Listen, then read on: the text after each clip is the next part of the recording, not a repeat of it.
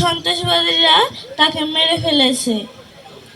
আমার বাবা হত্যার বিচার চাই। আমার বাবা আমার ছেড়ে চলে গেছে আগে থেকে, কিন্তু আমার ছোট বোন আছে, সে তো বুঝে না তার বাবা কোথায় আছে।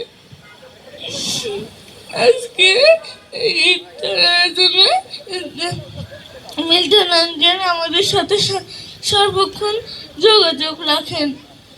তিনি সারাক্ষণ আমাদের সাথে থাকেন। বিএনপি পরিবার আমাদের সাথে সবসময় পাশে থেকেছেন, খালি আমাদের সাথে না, সারা দেশের মানুষের সাথে তারা ছিলেন। কিন্তু আজ আমার বাবা নেই, এটা আমার খুব কষ্টের ব্যাপার।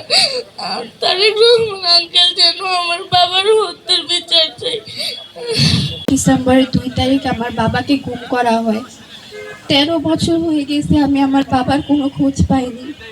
5 আগস্টের পর অনেকগুলো দিন চলে গেছে, অনেকগুলো মাস চলে গেছে, কিন্তু এখন পর্যন্ত আমরা আমাদের বাবাদের খোঁজও পাইনি, বিচারও পাইনি।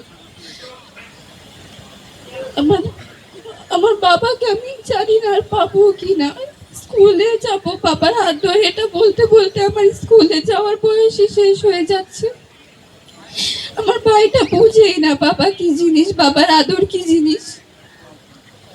আমরা কি আমাদের বাবাদের আর ফেরত পাবো না? গুম কমিশন বলে যে ধরে নিন, তারা মৃত্যু, কেন ধরে নেব? তো দল করা তো কোনো অপরাধ না। আমাদের বাবারা তো সামান্য একটা দল করেছে, এটার জন্য কেন এভাবে তাদের গুম করে ফেলছে? এখন কেন এগুলোর বিচার হচ্ছে না? আমি আশা করি তারেক রহমান চাচ্চু, দেশের প্রধানমন্ত্রী, আমাদের বাবাদের গুম খুনের বিচার করবে এবং আমাদের পাশে দাঁড়াবে। ধন্যবাদ মিথুন চাচুকে আজকে আমাদের এখানে ডাকার জন্য, আমাদের পাশে থাকার জন্য। আমার বিএনপি পরিবারকে ধন্যবাদ।